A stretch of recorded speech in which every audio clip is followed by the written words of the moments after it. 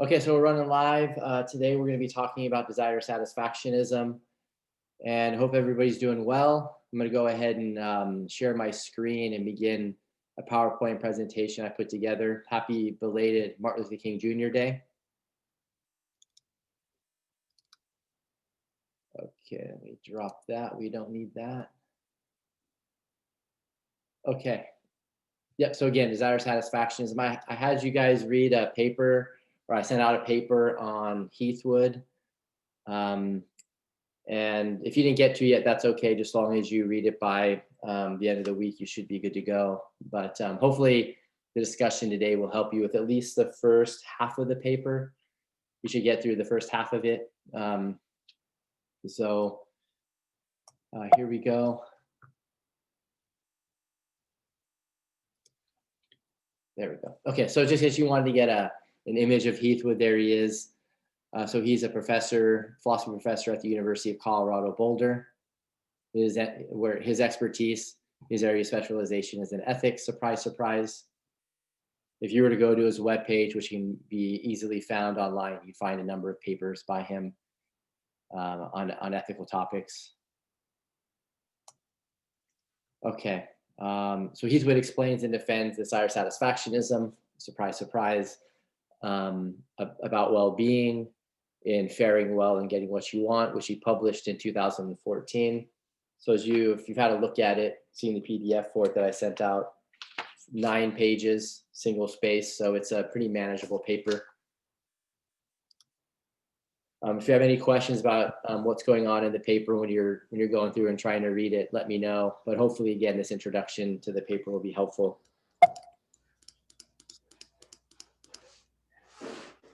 Okay, I think we've got yeah, there we go. Thank you. A hot mic going there for a minute. So tonight's plan, get clear on the question Heathwood answers in his paper. So if you've, again, started reading the paper, you know that he wants to refine his question. So we'll follow him in that regard and try to get clear on the question he's answering or attempting to answer in his paper.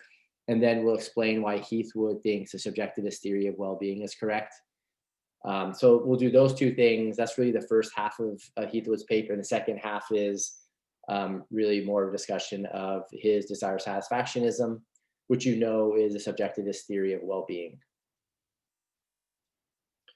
Okay, so just to remind you, in case there's a lack of clarity on some of this, let me get up my whiteboard here. PDF of my whiteboard that I have here. So we got theories of well-being. So remember, I had an image that I put together, a diagram of theories of value. And then I said that with respect to theories of well-being, the very same categorization can occur. And so here with well-being, theories of well-being can divide into monistic theories or pluralistic theories on the one hand, or they can divide into subjectivist or objectivist theories, right? On the other hand, and so when thinking about desire satisfactionism, the view that Heathwood's going to defend, it's going to be a monistic theory of well-being and a monistic or a subjectivist theory of well-being as well. So it's a monistic version of subjectivism. Okay, and surprise, surprise, the theory, it tells us what contributes intrinsically to our well-being on its sleeve, right? Just in the very name of the theory, having our desire satisfied. Okay, so there's no surprise there. So just contrast this diagram with the one that had value theory. The value theories at the top, and where we made the relevant divisions, but we had other theories that we had listed underneath as representative examples of each of these different categories. Okay. Any questions or comments, clarifications on any of that? Okay, I feel like we've talked quite a bit about those aspects of a theory of value, a theory of well-being. So terminological point here. So if you know off to the left here on the slide, I put welfare in parentheses after well-being because Heathwood prefers the term welfare to well-being. So think about the title of this paper, Faring Well. It begins with that expression. So, but we'll stick with our terminology, but in places I'll just have welfare in parentheses. So we just remember that well-being and welfare can be used interchangeably. So far, we've understood a theory of well-being as a theory of what's intrinsically good for us in terms of what ultimately intrinsically benefits us. Okay, so we remember that a value theory is that part of an ethical theory that tells us what's good, tells us what's bad. And I remember I made the qualification. It's that part of a value theory. It's that part of ethics which tells us what things are, fundamentally or ultimately good. We call those things intrinsically good things. Of course, there is debate about whether there are such things in the first place, but Heathwood's someone who does think that there are intrinsically good things, so we can set that debate aside, at least for now. So within a theory of value, or within a value theory, within a completed value theory, you're going to find a theory of those things that are intrinsically good for us. And it could be the case, as I've mentioned before, that there's perfect overlap between the two. Okay, so you could have a desire satisfactionist about well-being, also maintain that there's only one thing that's intrinsically good, full stop. And so their value theory is desire satisfactionism as well. So value theory is desire satisfactionism, and then their theory of well-being within their value theory is also desire satisfactionism. Again, because there'd be perfect overlap between the two. We also saw that those there need to be the perfect overlap. One could be, for example, a desire satisfactionist about well-being, but be a pluralist about value more generally, maintaining that desire satisfaction or having one's desires fulfilled is intrinsically good, but also justice or virtue more generally, or other things that we could include in the list of things that are intrinsically good are also intrinsically good. Okay. Okay, so just so it's clear here, I did put the term intrinsically in parentheses here, just to remind you that that's the relevant, or that's what we're relevantly talking about when we're talking about a theory of well-being. And I put them in parentheses in part just because there might be those who, when they work out their theory of well-being, they claim that there aren't any things that are intrinsically good. But again, the theorists that we're talking about, they're dominantly and think that there are intrinsically good things, or at least one thing that's intrinsically good for us. We're talking about theories of well-being, of course. But remember, those things that are intrinsically good, they are things that are good for their own sake, or they're good in themselves, sometimes we say, as opposed to being what we say extrinsically good, or good for something else. Remember, we call things that are intrinsically good, whether they're intrinsically good full stop or intrinsically good for us, there are things that are non-derivatively good. And then those things that are good for, or good extrinsically, or good for something else, we say that those things are derivatively good because they derive their goodness from those things that they're good for. So remember, the classic example of something that was extrinsically good was money. Money can be good, and when it is good, it's good because it leads to something that's intrinsically good, or it's instrumental, sometimes we say, in bringing about something that is intrinsically good. So one way of being extrinsically good is to be instrumentally good. Okay, so that was just kind of a refresher on what it means for something to be intrinsically good versus extrinsically good, either full stop or for us. So remember, we wanted to get clear on the question Heathwood answers in his paper. And so is the question one about the good life? And it's going to turn out to be, Heathwood's answer to this question is going to be no, but he wants to help us understand what the question of what the good life is, in order to get clear on the question he's trying to answer. So the good life, the question of the good life, this is a classic question, philosophical question going back to the ancient times. Right? What is the good life? And one way of putting this question, as Heathwood notes, is this: what kind of life is preferable to others, to all others, or what life is most preferable to others, to all others? Sometimes it's put this way as well. I've anticipated this. What life is the best life? Okay. Okay. And Heathwood claims that the question of well-being turns out, or the question of welfare, as he like to put it, is narrower than the question of the good life, narrower than the question of what the good life is.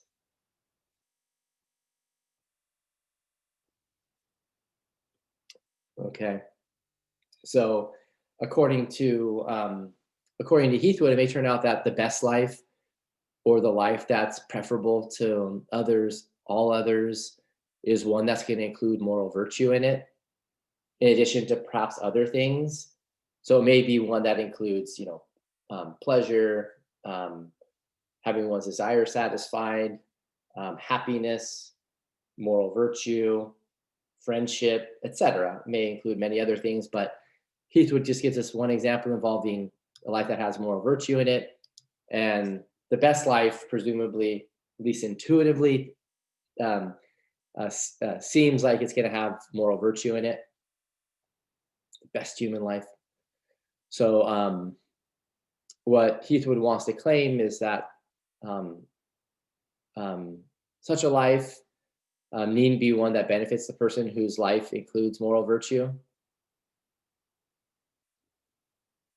So, if we just consider, the best human life as involving um, being morally virtuous, um,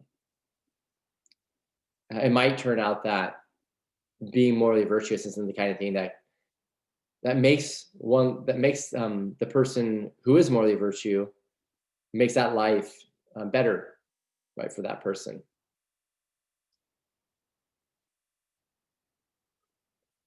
Better for the person in terms of, as we've been talking about, well-being, or as Heathwood puts it, welfare. And another way he talks about it is in terms of, you know, benefiting the person whose life includes moral virtue. Now, you might think that, look, if someone's morally virtuous, surely that's going to benefit the person.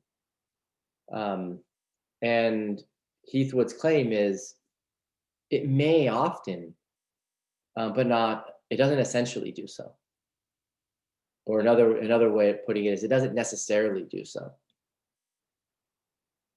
Okay, so hopefully we're seeing, at least in an abstract way, the difference between asking the question, what is the good life, the life that's preferable to all others, and asking the question is, well, what things, or set of things, more generally, contribute um, um, to uh, a person's life being benefited by those things. But that, again, is abstract, so no worries. Heathwood provides us with a concrete case to think about. I think it's a pretty clear case, so hopefully it'll help us understand the difference between the question of what is the good life and what things intrinsically benefit us. Um, so the flash flood case: imagine someone who has moral virtue, or who is morally virtuous. And again, remember, supposing that being morally virtuous is part of what would make a life most preferable to other lives, right? And dies without acting, or dies acting from it, excuse me, to save the life of a child about to die from a flash flood. So someone's morally virtuous, they exercise their moral virtue, perhaps their courage, that aspect of moral virtue. So they use their courage to save the life of a child who's about to drown, excuse me, from a flash flood. Right? Heathwood wants to claim that in this kind of case, this action's praiseworthy, morally praiseworthy. It flowed from, moral courage.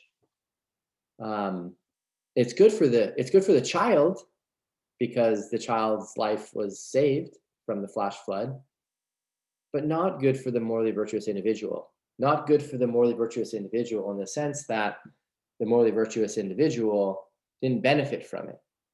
Why not? Well, because the morally virtuous individual died. And presumably, all things being equal, or at least we can imagine for this case and cases like this, like holding a bunch of factors fixed, that that dying, right, isn't something that benefits someone. Okay, so I think that's sort of an assumption that is in the background here, that Heathwood is holding fixed. Okay, so the flash flood case, keep that in mind when thinking about how it is that that Heathwood distinguishes between the question of the good life versus the question of well-being, or the question of welfare. The good life is going to be one that can include a bit more than just perhaps being benefited. It's going to include things like intuitively, like moral virtue, as noted. So that's why Heathwood claims that the question of well-being is narrower. Here, we're not just thinking about the life being the life that includes being benefited by things, but we're also thinking about other factors like morality. Okay, so what about the life of excellence? This is another kind of life that's worth contrasting Heathwood claims with a life that is intrinsically beneficial to the one living it. Okay, and so this is life of excellence. And the kinds of examples that Heathwood gives us, the lives of the cellist, the master cellist, the life of the mathematician who is, excellent at proving things in mathematics, the life of the chef. The chef, I think the example is the person who is masterful at the Szechuan cuisine, and the basketball player, the player who is just an advanced basketball player. So these could all be lives of excellence. And so he focuses on the basketball player example in trying to, again, contrast the question he's trying to answer with the question, what is the excellent life, or what is a life of excellence? Okay, so he's interested in what's the life of benefit, for the person living it. What's a beneficial life for the person living it? So here we're to imagine someone with amazing talent for basketball. Right, pick your favorite example. Right, maybe Steph, maybe LeBron. I don't know. Maybe you have your favorite player out there. Right, she plays it regularly but gets nothing out of it. Finds it boring and repetitive even. I taught at a community college in New York for a while, back in the 2010s, and one of my colleagues, she taught in the psychology department. She was a terrific basketball player. She would destroy me one-on-one regularly. So I'm thinking about her when I wrote this slide up. But imagine, yeah, again, that this person who has an amazing talent for basketball. She plays it regularly, but again, gets nothing out of it.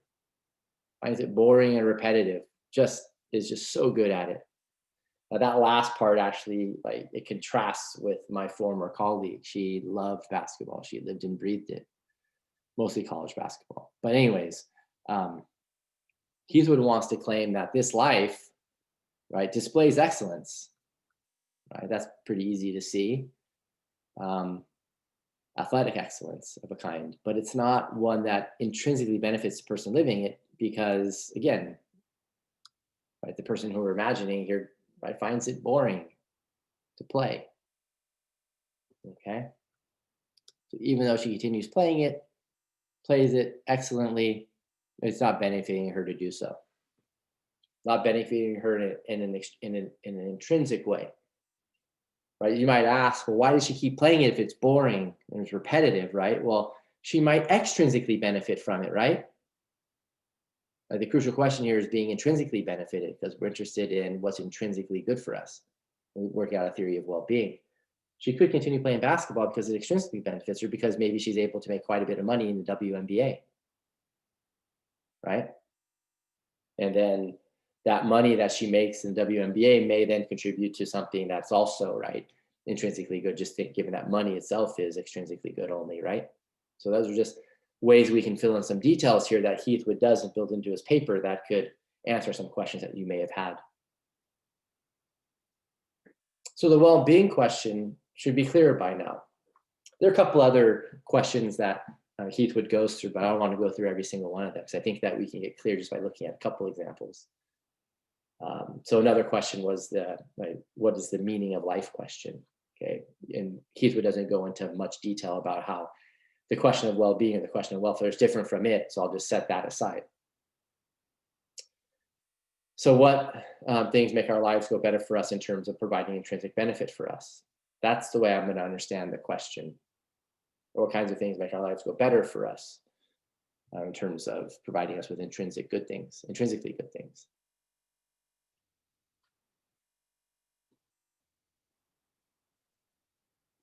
Now, I'm guessing that maybe this question was already clear enough. So the first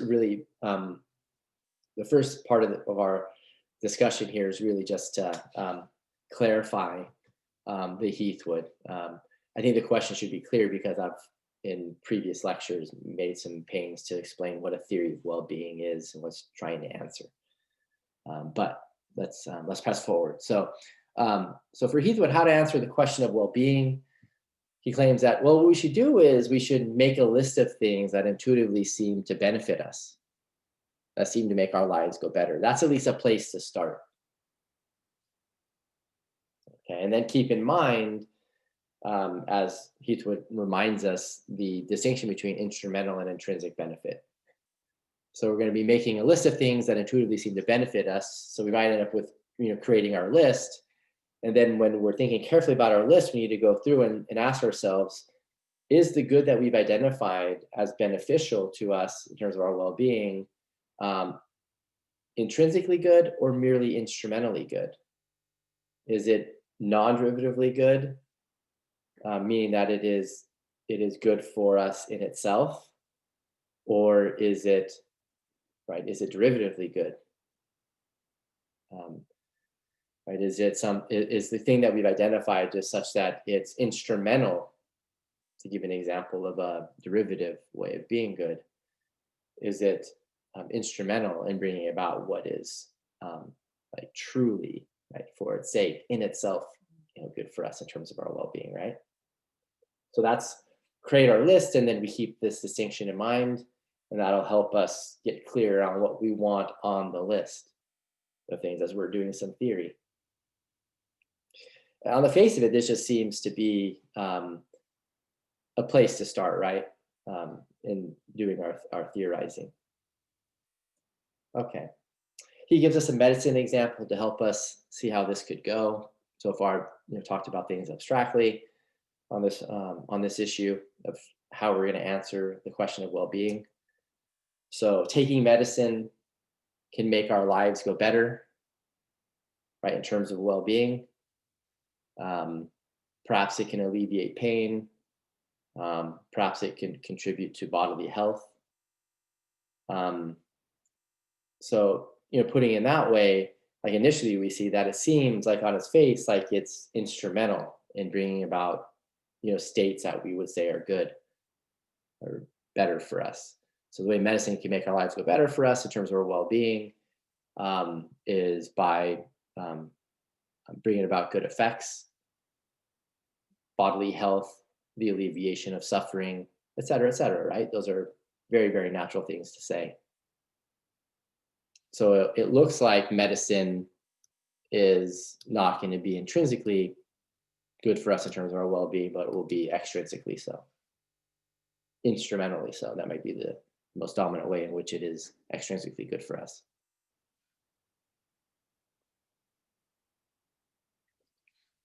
So we can now ask, once we establish, are thinking about things, because you might have put on your list of things that are good. You might put on your list of things that benefit us, medicine. And then now you can say, okay, well, medicine is good when it brings about these good effects, namely bodily health, the alleviation of pain, et cetera. But now we could ask, can't we, whether bodily health is something that's going to end up on our list of things that are intrinsically good for us in terms of our well-being. Now, bodily health, we can ask, is that something that's good in itself, right? Or does it contribute in an instrumental way to some other state? Maybe we would say something like bodily health ultimately contributes to pleasant states or being happy, these kinds of things. Even perhaps it can contribute to paving the way for living more virtuously, because being in pain and being unhealthy tends to coincide with not living virtuously. Just for example.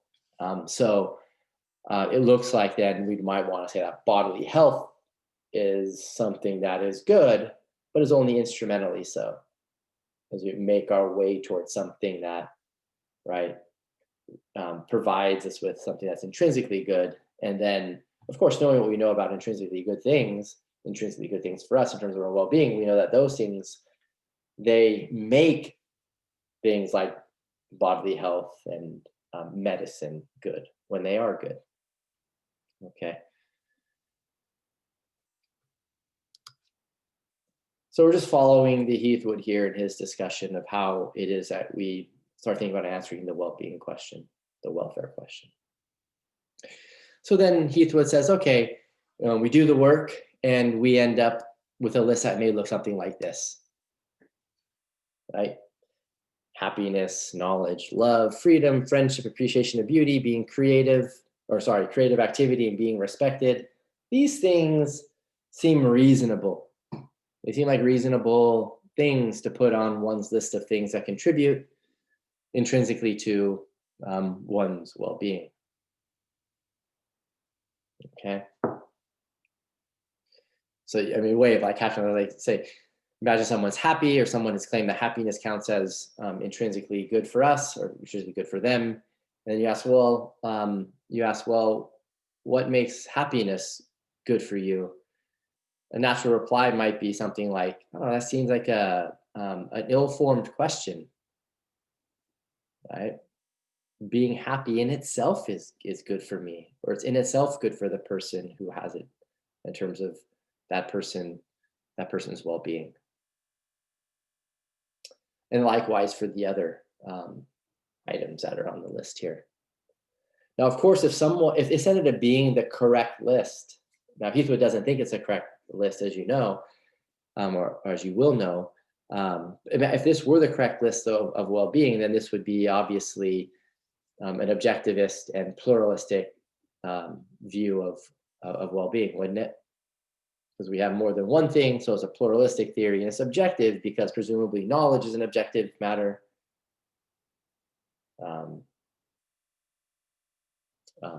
Freedom is, friendship is, okay, being respected is, at the very least, okay, the things that we would claim have some objective basis are determined purely by an individual's interests or desires, preferences, etc.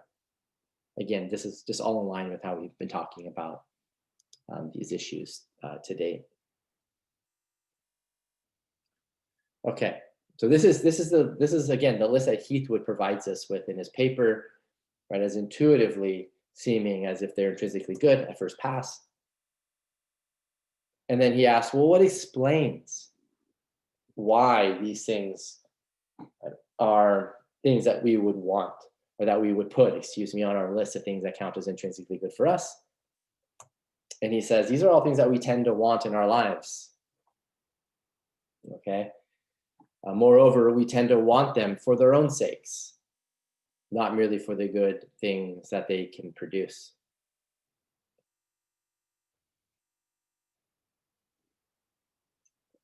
So, sometimes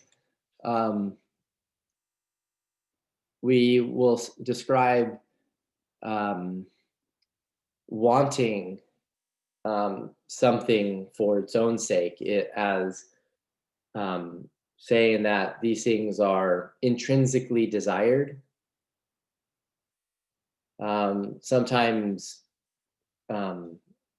philosophers will say things like, if we go a bit beyond thinking about desiring, they'll say that these things are intrinsically valued, right? And um, the intrinsically desiring just means that, again, we desire the thing for its own sake. Um, so so Heathwood, he offers this explanation for why it is that all of these items belong on some initial intuitive list of things that are intrinsically good for us. And then he offers another explanation, which I don't have a slide for, but it's just straightforward. He says, this is just a reasonable list at first pass. If someone said, oh, these things are good, we'd say, oh, yeah, that's a reasonable list to have. Okay. These are things that most of us have thought about, that we would, once we learned exactly what they meant, even though we have an intuitive sense of what they mean just by looking at them, right? We'd agree, oh, those things are good. Of course, the question is going to be, are they all intrinsically good, right? Intrinsically good for us in terms of our well-being? That's going to be the crucial question. Okay. So this is just a little bit of a sidebar here. So here's the claim. Remember, here's supposed to be like an explanation. So for, again, why these things all are on the list of things that are intrinsically good for us in terms of our well-being. The idea here is these are things that we tend to desire or want for their own sake. So want and desire, those are used interchangeably in the Heathwood. He says that he understands those to mean the same thing. You might understand want or desire maybe just generally in terms, if you wanted further, like deeper definition, something like a pro attitude, a positive attitude that we take to something. And then beyond that, it might be impossible to go more fundamental in our effort to define these things. But we could work, I think, roughly with just the intuitive senses of desire and want. There'll be some precisifying that we'll need to do next class, but at this point, I think we're okay with thinking about wants and desires as the same thing, those terms meaning the same thing, referring to the same thing, and then as defining them, those terms roughly as positive attitudes that we take to things. Okay.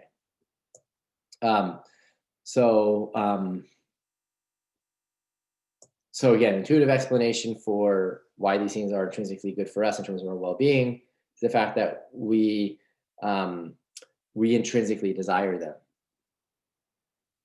Okay, we intrinsically desire them. And so this is a little sidebar that's going to allow for a bit of critical reflection, not necessarily against the Heathwood as we're going to see, but just to get us thinking about thinking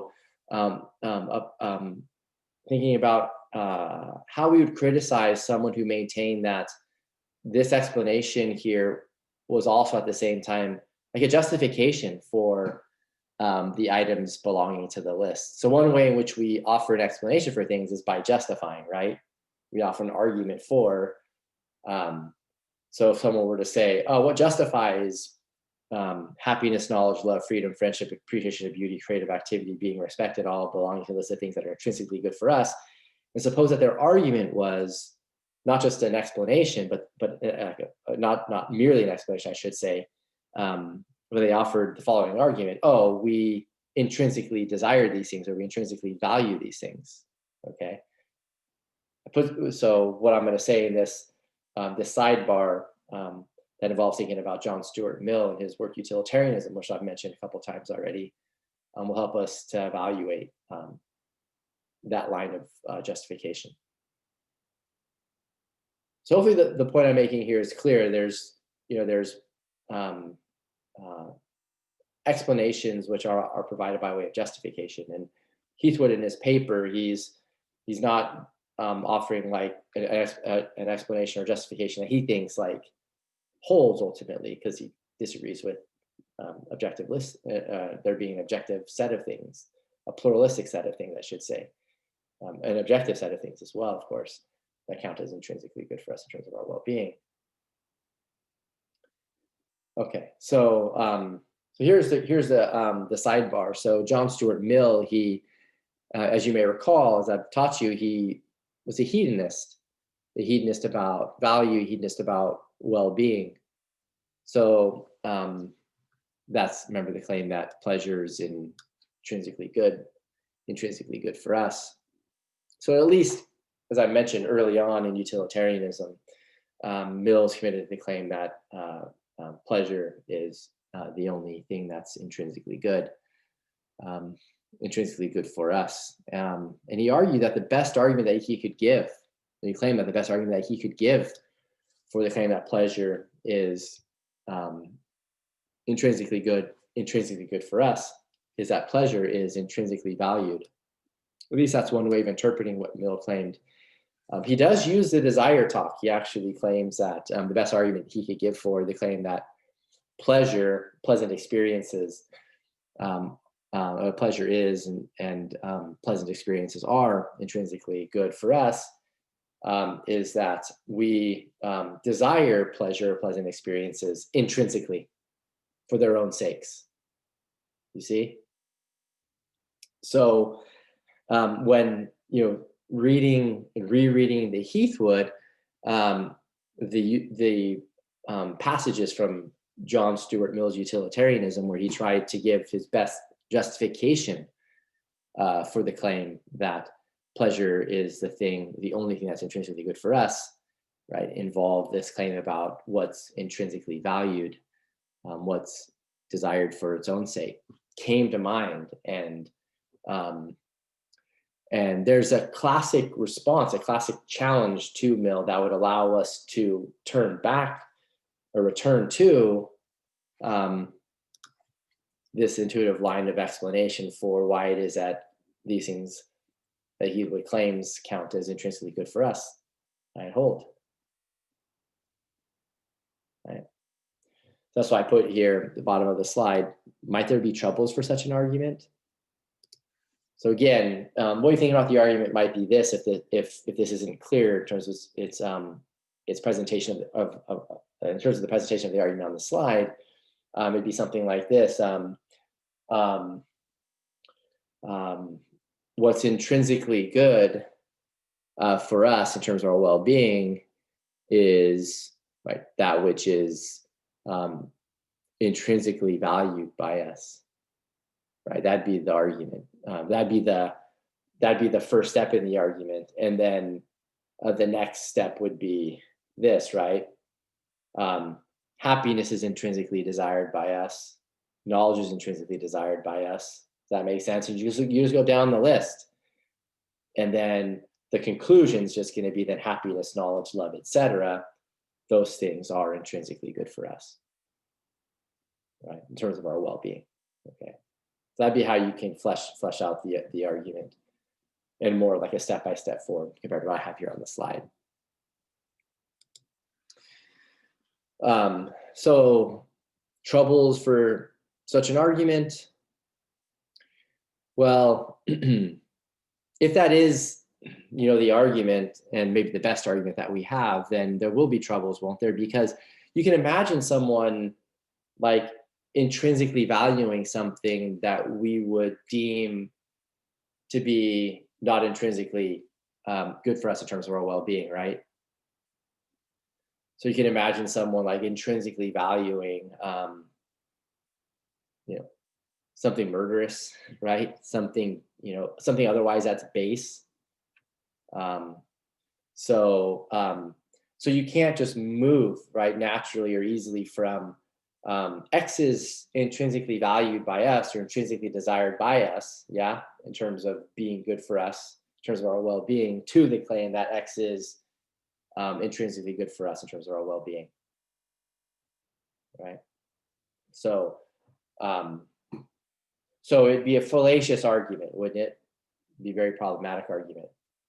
Now, in Mill's defense, he ultimately didn't think that you could run an argument that established that pleasure is intrinsically good for us, right, in terms of our well-being. He didn't think you could run that argument. He didn't think you could run like an argument that was going to succeed. So he said, here's the best argument you could run. But when we evaluate that argument, we see problems. Okay. Now, hopefully it's clear that there's a difference between valuing something and the value something has, right? So when you value something, that's a subjective thing that we do, right?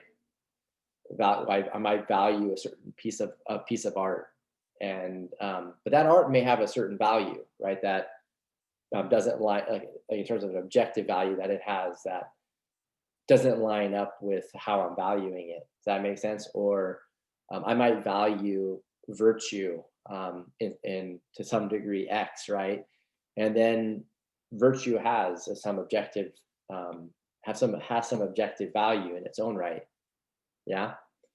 And I could be wrong in how I'm valuing. I could be misvaluing virtue in some way, shape, or I could be overvaluing it, or I could be undervaluing it. So there's the valuing of something, and then there is the value of something, and those conceptually pull apart from each other. And what Mill was trying to do is he was trying to say the best thing that we can do to establish the value of something is by establishing that it is valued. You see, so the intrinsic valuing of something establishes right its intrinsic value, right? And we see how there could be problems because we could intrinsically value things that aren't intrinsically valuable. Okay, so that's the rough. That's sort of a rough big picture way of seeing how it is that Mill goes wrong, and how it is that someone could go wrong if they were to, run this line of explanation as a justification for why it is that all of these things or some subset of these things right here in this set of things would count as intrinsically good for us in terms of our well-being. Okay, so that's just a moment for like some critical reflection, and also an opportunity to make sure that we're clear on the difference between, valuing versus the value something has. And then also now we can add to that, desiring something and, or I should say, intrinsically desiring something versus, um, um, desiring something for its own sake versus what would the contrast be there? It'd be um, the value that something has that we desire, right? That'd be the contrast in that case that maps on with the initial distinction between valuing versus the value something has. Okay, good. So Heathwood, though, ultimately, right, he claims that these things aren't intrinsically good for us in terms of our well-being. So here's what he says. Regarding the goods listed above, we could ask this question. Do we want them because it is good to have them? Or is it good to have them because we want them? So do we want them because it's intrinsically good to have them? Or is it intrinsically good to have them because we want them? And again, we could build an intrinsically, um, we could build in intrinsically before the wants in this question too. Okay, so this is maybe for some an initially difficult question to grasp. So I'll read it again. Do we want them because it's good to have them? So do we want the things on the list? Remember, happiness and love and knowledge and the rest of those things because it's good to have them? Or is it good to have them because we want them? So the way to think about the first part of the question is like they're those things are already good, right? In an objective sense. And we want them because they're already good, right? And the second part of the question, after the or in the question, is it good to have them because we want them? That's a more subjective way of going, right? It's our wanting them is what's making them good. Does that make sense? So this question involves an or, right? So it's sometimes, all these horns, right? Of the, either side of the or is giving you a horn. The first horn if you answer that with a yes, then in a sense, what you're saying is that what's intrinsically good for us in terms of our well-being is objectively intrinsically good for us. You see, in terms objectively good for us in terms of our well-being. And then if you end up saying yes to the second horn, right, then you're saying that no, what's intrinsically good for us in terms of our well-being depends on our wanting it. Yeah, it depends on our desires, depends on something subjective about us. Presumably, it's clear that that desiring is a subjective thing, right? Okay, so that's the way of thinking about this question. If it was difficult to see the difference between the parts of the question, right? Two questions separated by an or, right, that we've got to deal with. So it's a long question in that regard, complex question in that regard, more accurately. Okay. And Heathwood, ultimately, he's in a support of subjectivist view. So that's why I highlighted the subjectivism. And so he just gives us a nice account of what subjectivism is. So this is roughly, I think I captured the spirit of what the Heathwood claims in his paper. So subjectivism should be understood as the view that something is intrinsically good for us or intrinsically benefits us because we want it, are interested in it, or have some other positive attitude about it. So keep in mind here, the subjectivism here isn't yet getting us to Heathwood's preferred view, which is going to be desire satisfactionism. Surprise, surprise. Okay, this is just getting us that crucial, like essential element to a desire satisfactionism, right? At least of the kind that Heathwood wants to develop in logical space, which is subjectivist in nature, subjectivism. So the view that something is intrinsically good for us, intrinsically benefits us because we want it or interested in or have some other positive attitude about it.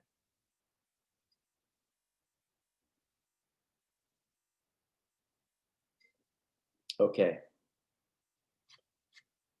Right. And then the objectivist view is just going to be right the opposite or the contrast view, the view that at least one thing, Heathwood I think says some things, I'll say at least one thing is intrinsically good for us. So he's using some to mean at least one in his presentation.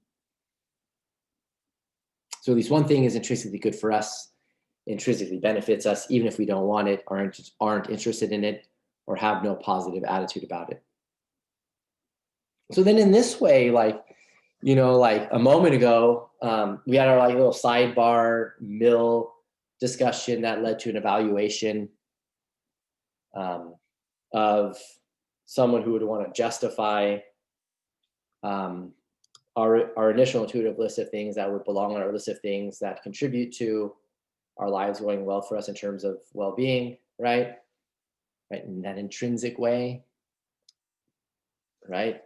And that critical reflection led us to say something like, well, if our justification for all these things belonging to the list of things that contribute to our well-being, again, in an intrinsic way, because we intrinsically value them or we intrinsically desire them, then it looks like something, right? Ultimately, something subjective, right, is determining what counts as intrinsically good for us in terms of our well-being, right? And we say, oh, that's problematic, right, intuitively, right? But Heathwood's view is, it is, right, our subjective attitudes that establish what's intrinsically good for us in terms of our well-being, right? Okay.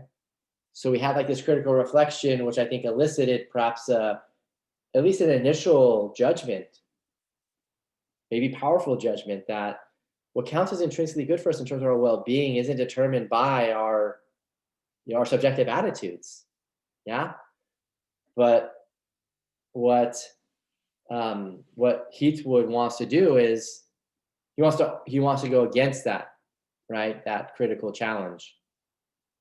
And I think he senses that. I think he suggests that our initial take is going to be that some things are objectively intrinsically good for us in terms of our well-being. And that's why he begins on page 3 of his paper. He begins by saying, but now I want to ask a question. This is a quote, at the very top of the page. But now I want to ask a question, consideration of which I believe pulls us in the opposite direction. That is away from the view that all the items above are intrinsically good for us. Okay, so he wants to pull away from that view towards a different view, a subjectivist view that's going to be desire satisfactionist. Okay, so he needs to say something ultimately, I think, about why it is that we're at least intuitively pulled to think that at least some of the things that are intrinsically good for us are good for us in terms of our well-being in an objective way. Okay. Okay. Good. I think that's what I wanted to cover there. Let me just check one last thing here.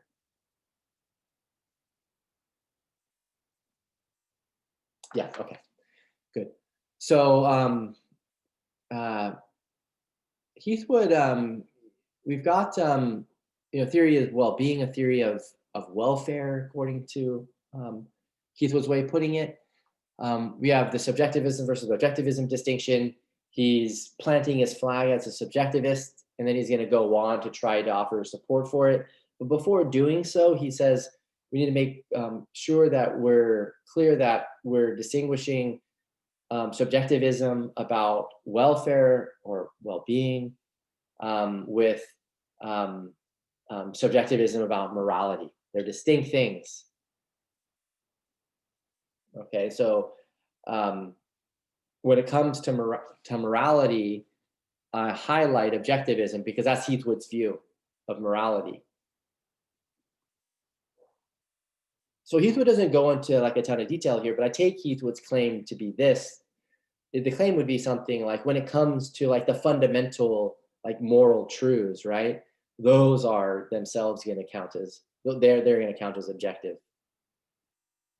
And what that means is that morality does not depend on one's attitudes. Like at like rock bottom, right? Supposing like we think about morality as providing us with perhaps a set of like moral truths that hold, even if in a, as we sometimes say, in a prima facie way. I mean, they may not necessarily hold like all absolutely or categorically in every circumstance, but they hold by and large, right?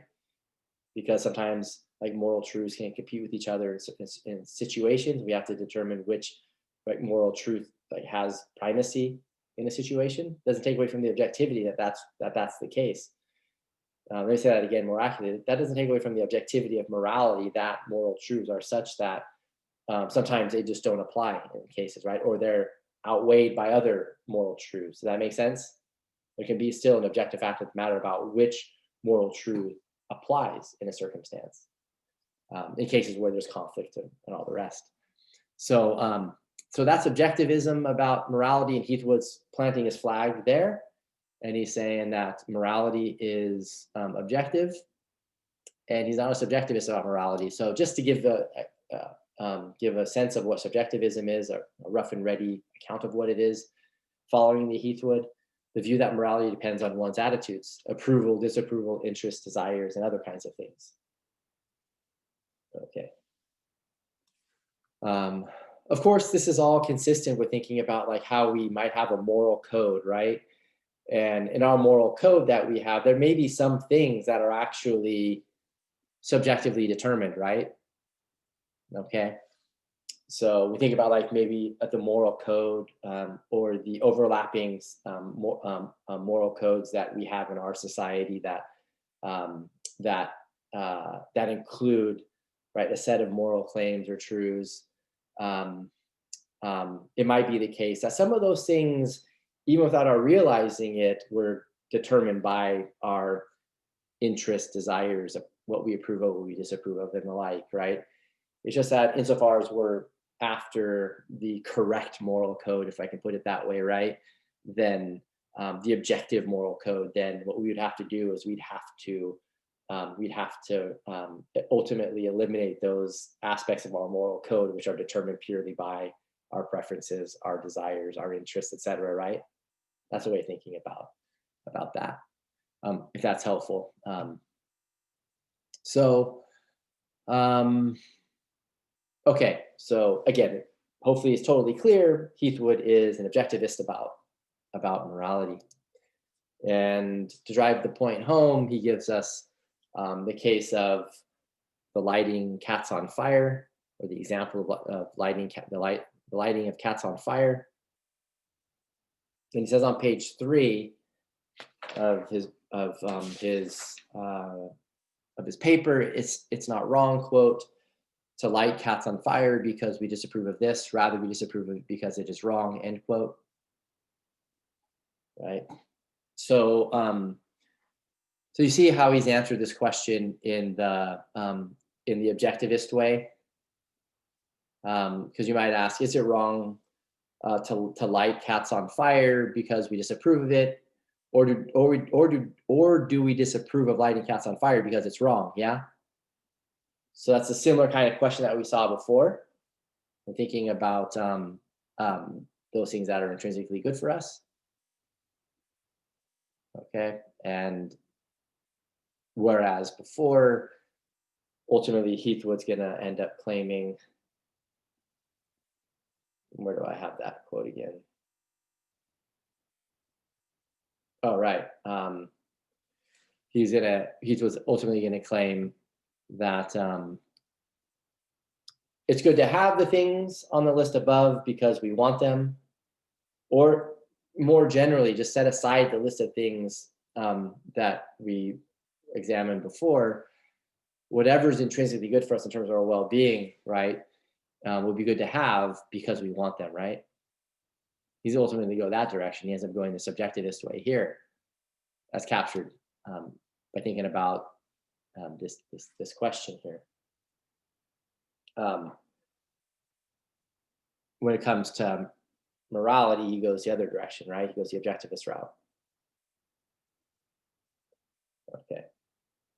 So these are all kind of what we call Euthyphro type questions.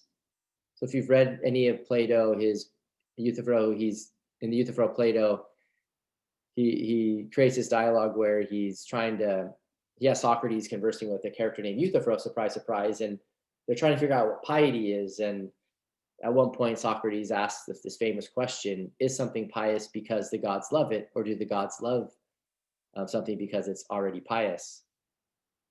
So you see, it's either something's pious because the gods make it pious, so whatever the gods subjectively love counts as pious, right? Or it's already pious, and that's why the gods love it, you see? So Heathwood doesn't discuss this, but this may interest some of you out there who are watching, who are going to watch. These are all Euthyphro type questions. I'll just type this in here, Euthyphro type questions. And we've seen 2 of them. The content is just different because we're dealing with different subject matter, but the form of the question is the same, right? These are type questions. Okay, and if that's not helpful, don't worry about it. Or if you need, further elaboration or interested in talking more about these Euthyphro type questions, let me know. Come to office hours or shoot me an email or ask a question out. It's up to you. Feel free. Okay, so remember the significance of this cats on fire example is to provide intuitive support for the objectivity of morality. But now going back to thinking about theories of well-being, theories of welfare, what Heathwood wants to do is he wants to support subjectivism. And his initial support for subjectivism is a Charlie case. So I didn't type it out on the slide here. So on the bottom of page 3, top of page 4, we get the Charlie case. So, well, I should say the Charlie case happens on top of page 4, but I just want to read a little bit from the bottom of page 3 because it sets the stage for thinking about the Charlie case. So that's the tag we'll give the case moving forward. So here's what Heathwood claims: if I am right that this is a truth about welfare, subjectivism is a truth about welfare, about well-being, the correct theory of well-being, right? That means, so I think that is probably a foundational truth is what he claims. So let me read that again in case that wasn't clear.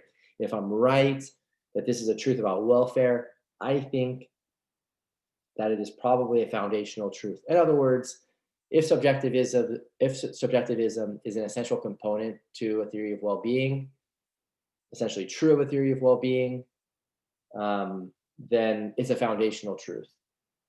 Okay, and so he goes on to describe what that means. He says that means that there are no deeper truths about welfare from which we can derive it, and hence argue for it.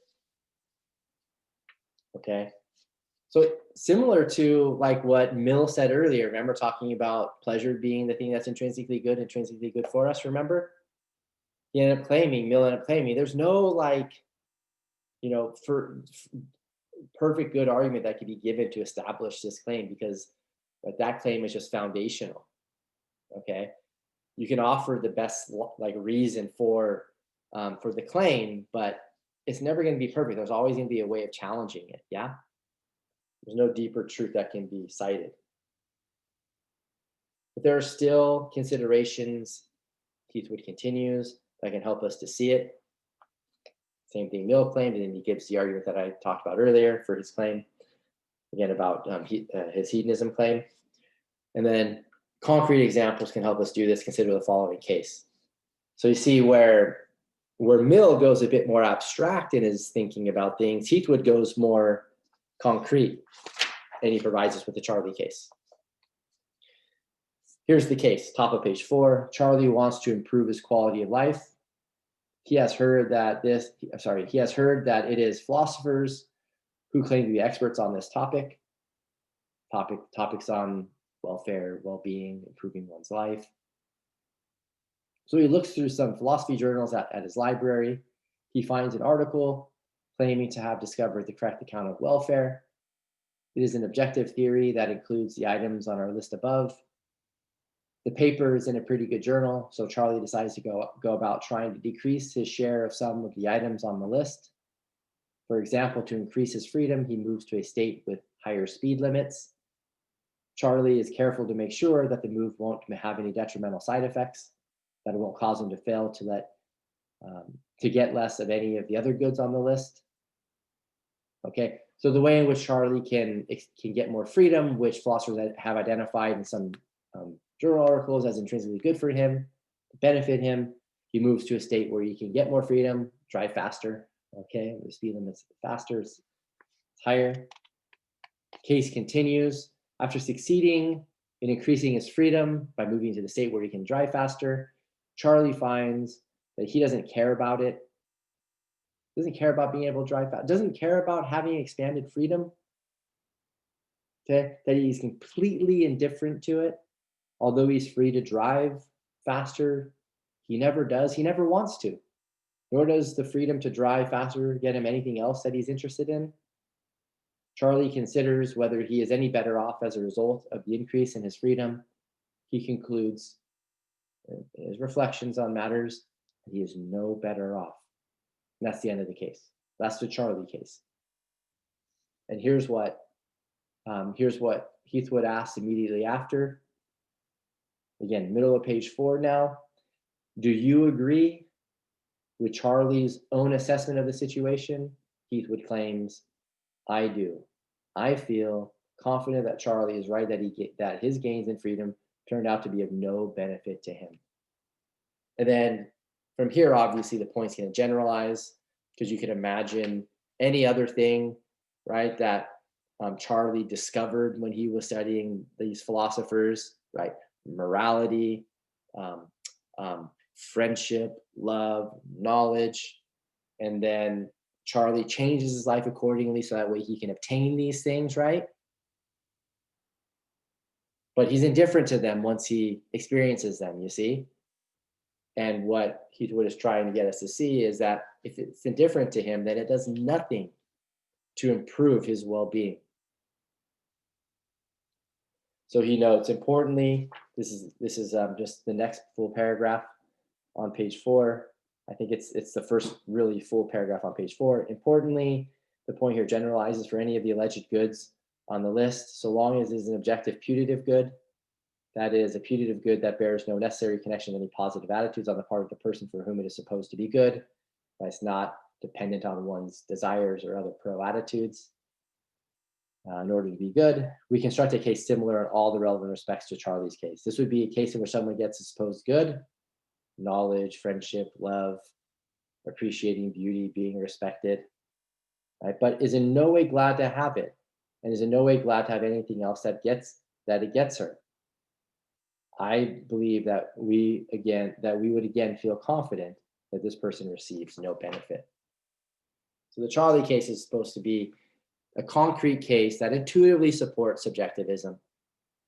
Okay, intuitively supports that for something to count as intrinsically good for Charlie, generally speaking, right, in terms of Charlie's well-being, in terms of our well-being more generally, there has to be this sort of interest, this caring about, this interest, this positive pro-attitude toward the good in question, the purported good in question.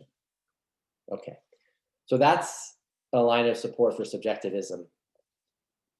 Okay, so something to be thinking about, not necessarily at this moment, but you could be thinking about moving forward is, do you agree with Heathwood's assessment of this case? Okay, the next kind of case involves a challenge to subjectivism, which Heathwood offers a response to. It's the Bundy case. So the Bundy case, unlike the Charlie case, involves someone real, someone who existed in history. So after claiming that a problem with subjectivism might be that some people have interest in things that seem pointless, right? We talked about the problem of pointless desires when offering an initial criticism of desire satisfactionism last week, remember? Or the problem of bad desires. Well, the problem that Heathwood deals with is the potential challenge here that's captured by the Bundy case that we're going to talk about in a moment.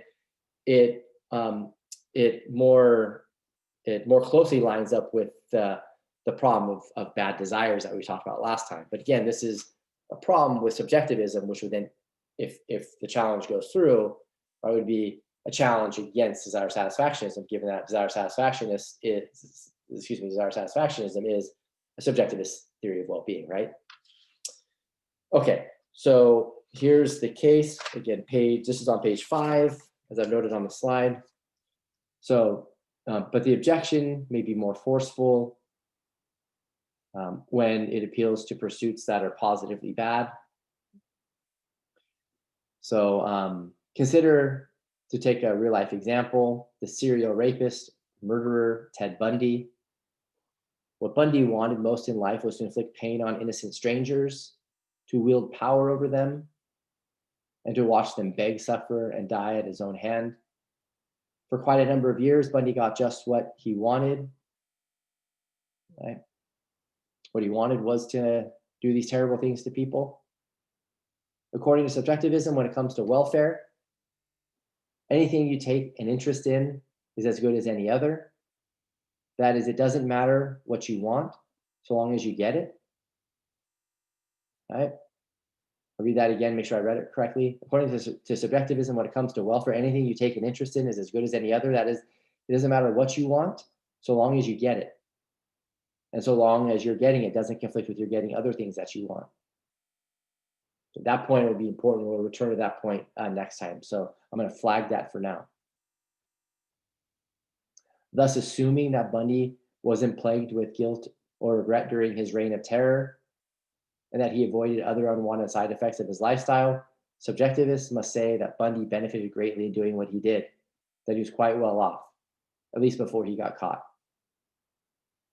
Objectivists, by contrast, have the resources to condemn Bundy's behavior, and not just morally, but from the point of view of his own self-interest. They can say that Bundy would himself have been better off if he had and had achieved more admirable goals.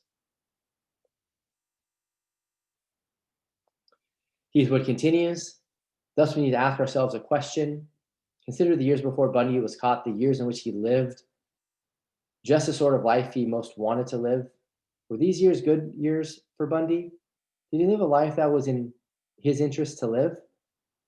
Was he just as well off as he would have been during these years had he had more of the acceptable interests and successfully pursued those?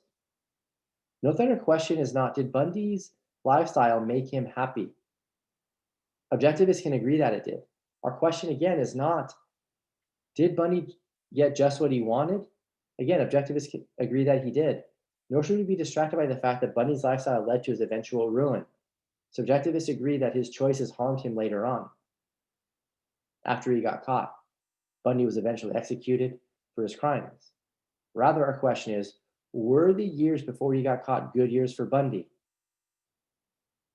And then what Heathwood goes on to say, I won't read further. He ends up just claiming that he agrees that Ted Bundy was a moral monster. Remember, when it comes to morality, Heathwood's an objectivist. So in that way, you can make the objective claim, oh, he's a moral monster, what Ted Bundy did. But in terms of what's good for him, in terms of his well-being, right? He lived well at that time. Heathwood said he's going to bite the bullet and say that. And then he takes that back immediately and says, in fact, he doesn't even see it as biting the bullet. He takes it to be intuitively clear that Bundy's life went well for him, that he was benefited by doing those horrific things to people. But that's consistent with what Bundy did being morally atrocious, and such that we can evaluate him in other moral ways in terms of his person as being a moral monster. Yeah. So there we distinguish, don't we? Our theory of well-being, our theory of value from our moral theory. Maybe we might say the way we've been thinking about things in terms of normative theory, right? In our ethical theory generally. So a potential challenge to subjectivism here, as I see it, is the Bundy case, because there's powerful intuitions to say that Bundy had terrible desires that were satisfied. So it seems as if we can have intrinsically bad desires. That's like, I think, a way of putting the challenges to subjectivism here, right? What he subjectively takes interest in, if we put it independently of desire satisfaction for a moment, to follow Heathwood more closely, right? What Bundy takes interest in, what he cares about, right? It seems intrinsically awful. That's supposed to be the challenge, right? Because if you're subjectivist, it doesn't matter what you take interest in, what you subjectively take interest in, etc. What you care about, subjectively speaking, it doesn't matter so long as you get what you want, your interest is satisfied, what you care about comes to fruition, right? That's all that matters. Okay, so the Bundy case seems to count against it. Heathwood, he's quick to respond to it and say, look, no, in this case, we're confusing. Here's how I like to interpret Heathwood. We're confusing the moral with the theory of well-being. We're confusing the normative with the theory of value, the theory of well-being, more specifically within a theory of value, aren't we? We're normatively assessing him, saying that he did something terrible, morally problematic, morally wrong. If it's just thinking about like what benefited him, he was living very, very well. Again, before he was caught, because he ended up facing his death. He met his demise ultimately. So just holding a lot fixed, Heath was able to make that claim. Now, he might be wrong about that, and that's why I have this question here for you to think about. Do you agree with Heathwood's assessment of these cases? Okay, and as you can imagine, there's some debate on how one answers these questions. Okay, there's debate on how to answer them, and then the answers that are provided, and the justifications that are offered for the answers. So I'll just throw the question out there, let you think about it more. Okay. So so hopefully we're clear on the well-being question. Hopefully we understand subjectivism. We understand why, at least initially, Heathwood is inclined toward the subjectivist view. Next time we're going to get clear on desire satisfactionism. There's a bit of clarification that we need to get, or that we need to make, right, on desire satisfactionism itself. And dealing with objections to desire satisfactionism will put us in a better position for understanding it. So we're going to follow Heathwood on that front moving forward and dealing with the second half of his paper. We'll talk about how desire satisfactionism deals with pleasure and happiness. And then we'll, again, deal with more challenges to desire satisfactionism. Some we'll find in the text and others I will present to you. Okay, so any questions, comments, concerns, last words about anything before closing? Okay, if not, then I'm gonna stop sharing and I'll stop recording. And I'll bid you a great night. Thanks for coming. And thanks for watching, everybody. Take care and see you all soon. Bye-bye.